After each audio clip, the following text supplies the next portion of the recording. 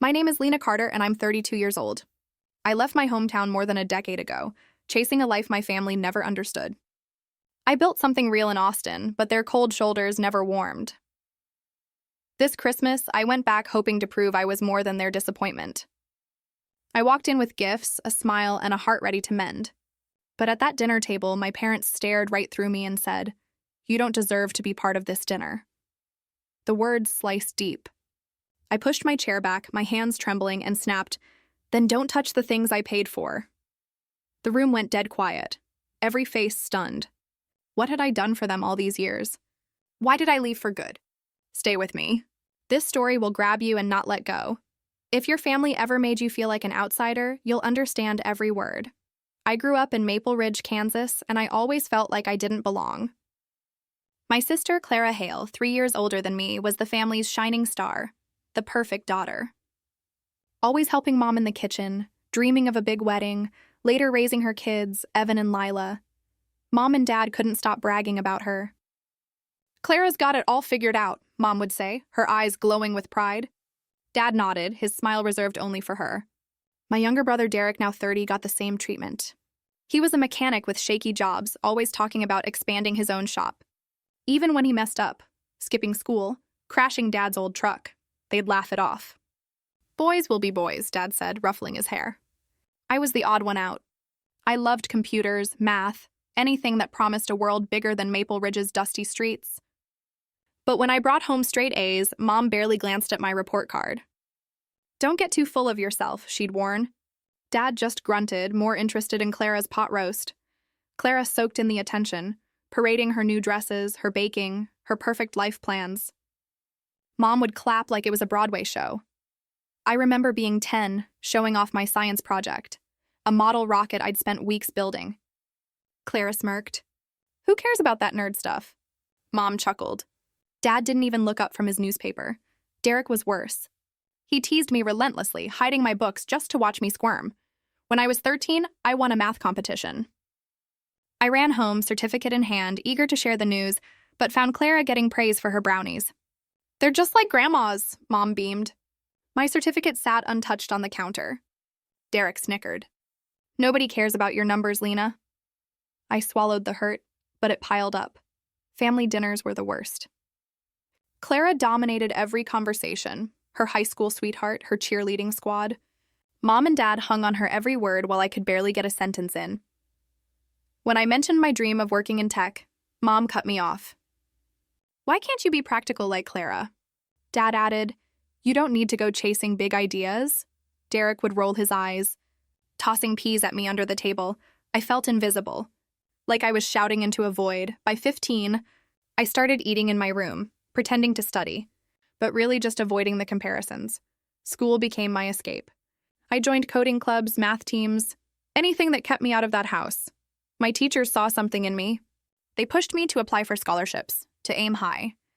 But at home, it was like I didn't exist unless I was failing. Once I overheard Mom telling a neighbor, "Clara's our pride and Derek's got charm. Lena, she's just different." That word, different, stung worse than anything. By my senior year, I was done trying to fit in. I worked weekends at a local diner, saving every tip for college. Clara was planning her wedding.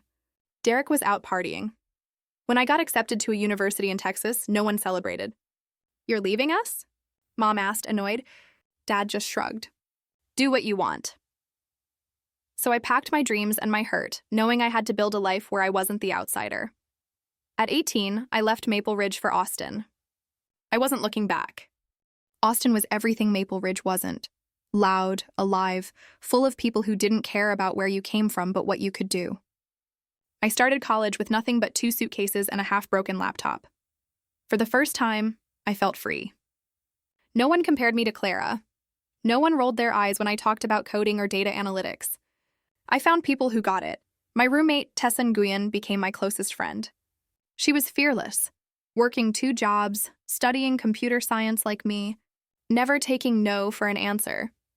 We spent nights building projects for hackathons, running on caffeine and ambition. While Clara posted her wedding photos, I posted my first line of working code. I could almost hear Mom's voice in my head. You'll regret wasting your youth on those screens. But I didn't regret a second.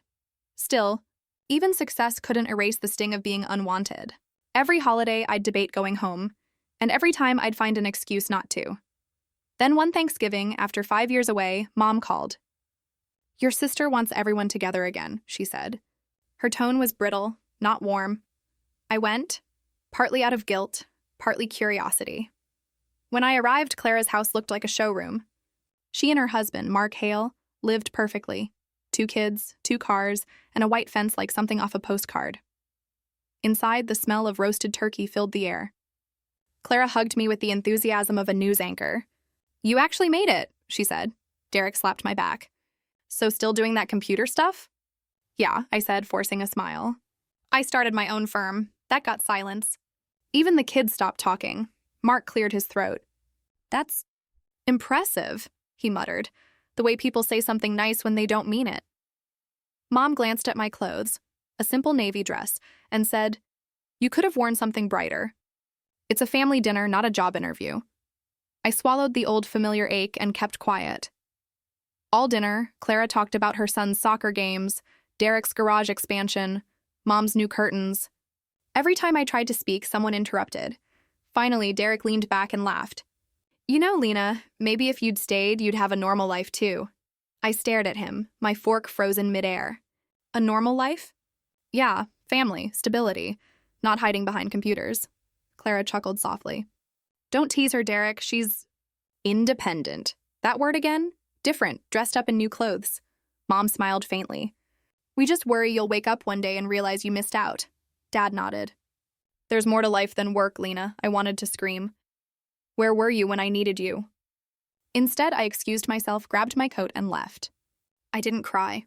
I was done crying over people who never saw me. That night, I booked a return flight early. Tessa met me at the airport with coffee and a grin. "So family reunion went great, huh?" I laughed bitterly. "Perfect. Exactly what I expected." She handed me the cup. "Then stop expecting.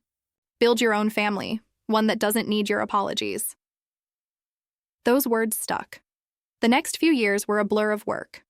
I grew my startup from a 2-person team to a 20-person firm. We specialized in predictive analytics, working with local businesses. By 30, I had my own office, a steady income, and peace. Then one morning, my phone buzzed with a message from Clara. "Hey, Mom's not doing well. You should come home." My stomach dropped. Despite everything, I booked a flight. When I arrived, the house hadn't changed. Same curtains, same silence. Mom was in her room, frail but sharp-eyed. "So you came," she whispered. "Of course," I said, holding her hand. She smiled faintly. "You always were stubborn." For a moment, I thought maybe, just maybe, things could heal. But when she passed 2 days later, reality snapped back. At the funeral, relatives I barely knew hugged Clara and Derek, calling them strong and dutiful. No one even asked me how I was holding up.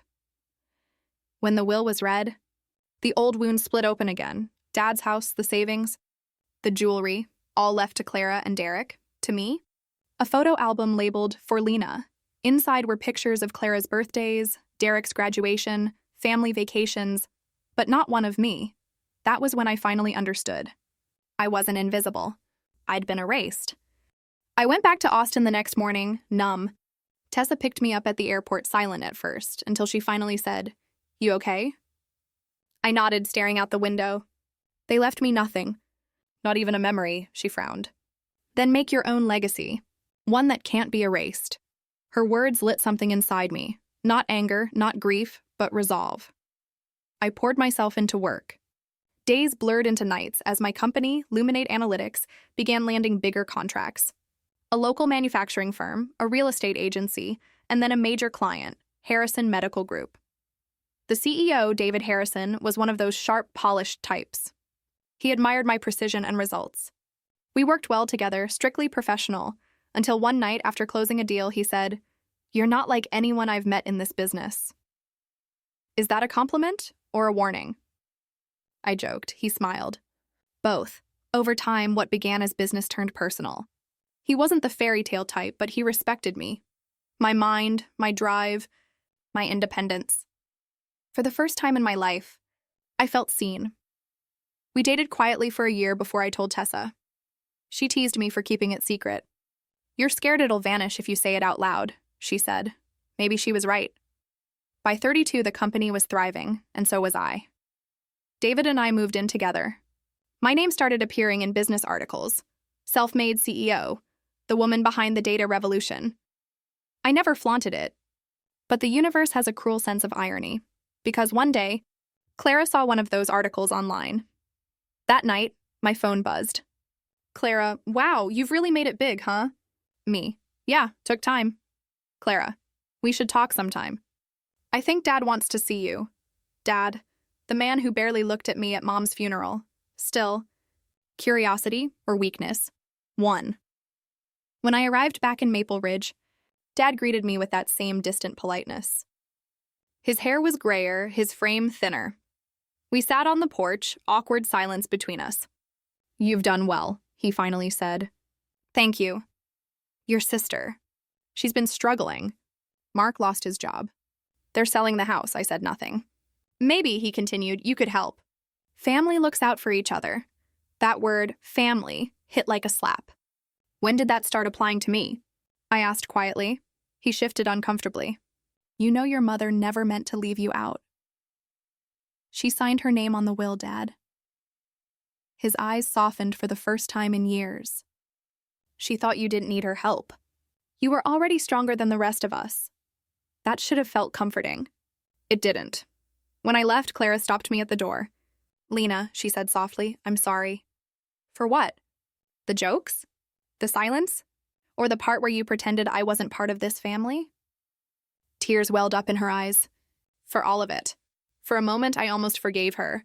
But then she said, "You don't understand how hard it's been for me." That did it. "You're right," I said, voice steady. "I don't understand because I was too busy surviving what you caused." I walked away, leaving her speechless. That night, back at my hotel, I looked out the window at the dim lights of Maple Ridge. I realized something. I didn't need revenge. I didn't need closure. I had already won the moment I stopped needing their approval. But life wasn't done with me yet.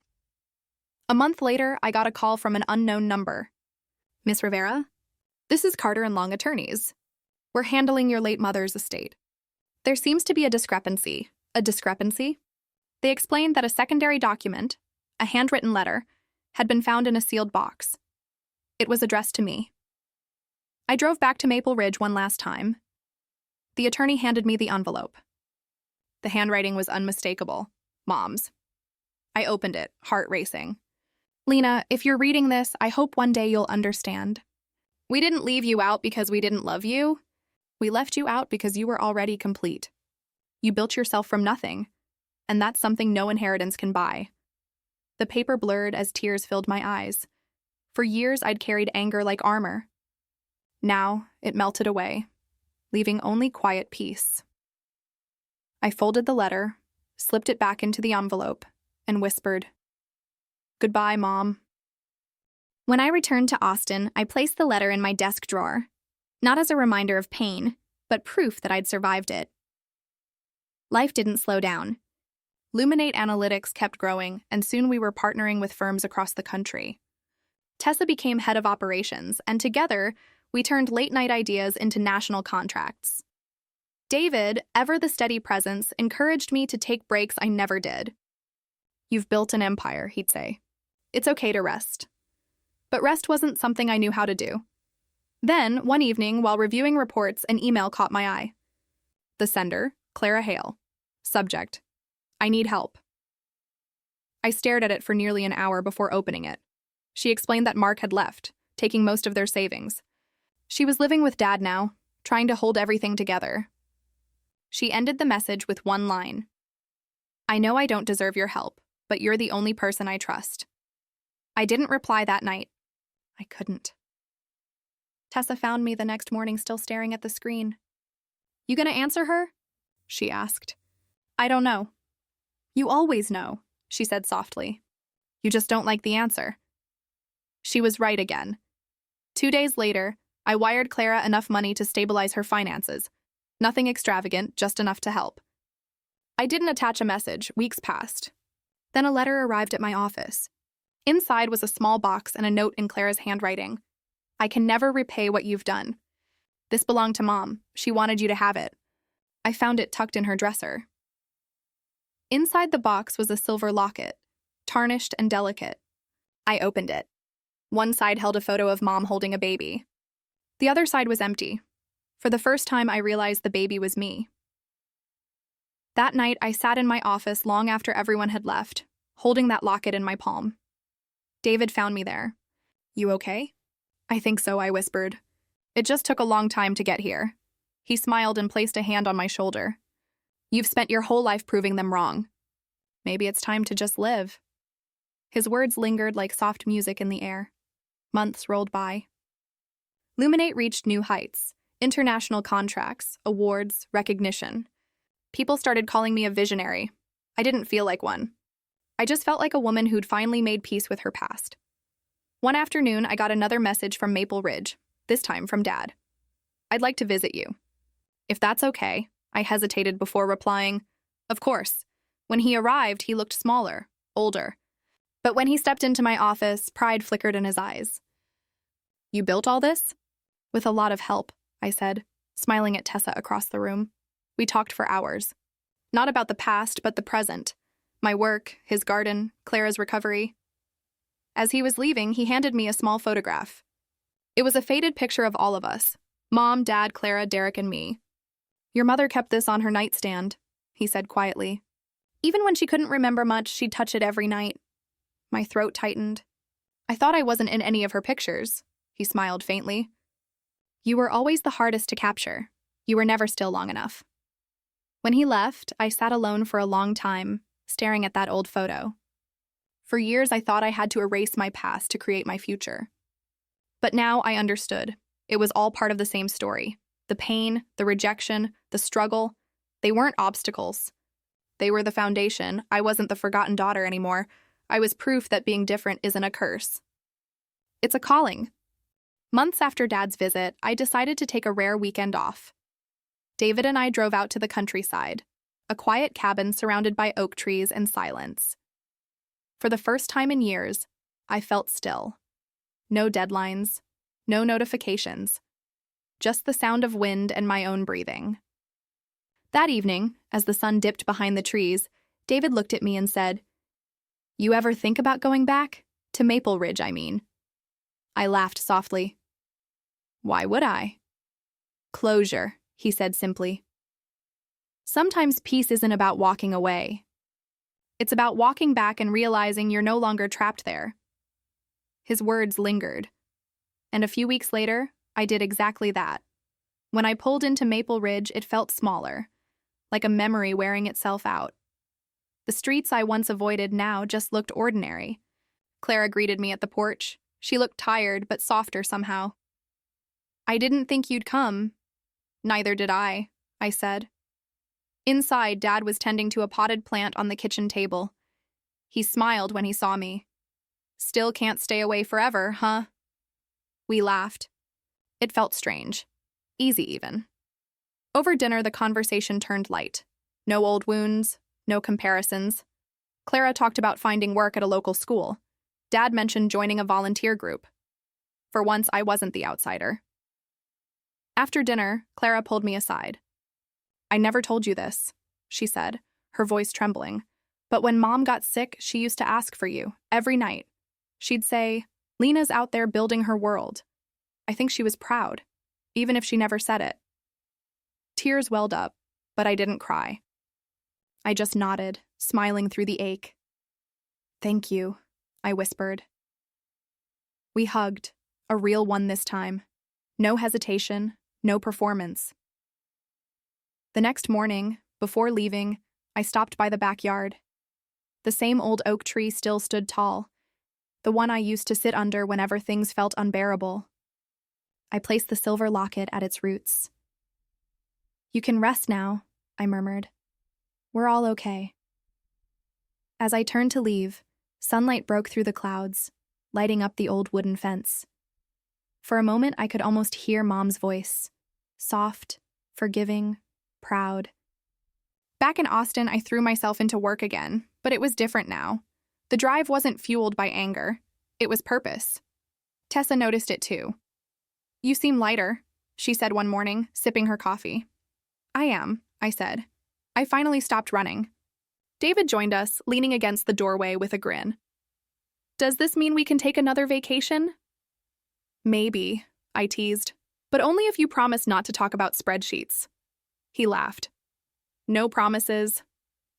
That night, as I stood on the balcony overlooking the city, I thought about everything: the pain, the growth, the long road between who I was and who I became. I once thought revenge was success, that proving everyone wrong would heal the old wounds. But it wasn't revenge I needed. It was release, and release is what I found. A year passed. The Christmas lights returned to Austin, flickering across the city skyline. And with them came an unexpected peace. I hosted a quiet dinner that year. Just a few friends, David, Tessa, and some coworkers who had become more like family. No strained smiles, no unspoken comparisons. Just laughter, warmth, and music that filled the space where loneliness used to echo. Near the end of the night, Tessa handed me a small wrapped box. "Don't open it until everyone's gone," she said, grinning. After they left, I sat alone by the tree, the city glowing through my window. I unwrapped the box carefully. Inside was a framed quote that read, "Sometimes walking away isn't giving up. It's giving yourself back." I smiled. It was the story of my life written in one line.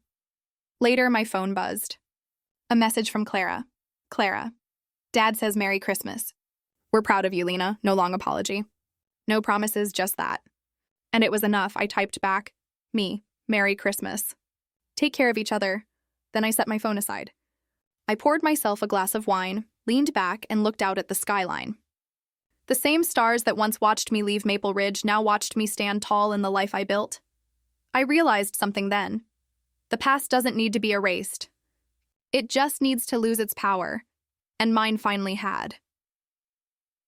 The next morning, I woke up early, laced my running shoes, and jogged through the quiet streets. The air was crisp, the sun just breaking over the horizon. Every breath felt like freedom. When I reached the bridge that overlooked the city, I stopped to catch my breath. Below, cars moved like tiny sparks, each one a life, a story, a purpose. I whispered into the wind, "I forgive you, all of you, and I forgive myself." For years, I thought love had to be earned, through success, through sacrifice, through endless proving. But love isn't a transaction. It's recognition, and even if my family never gave me that, I learned to give it to myself. I turned around and started jogging home, smiling. The city was alive, and so was I. Not defined by my past, but powered by what I'd become. I wasn't their disappointment anymore. I was my own redemption.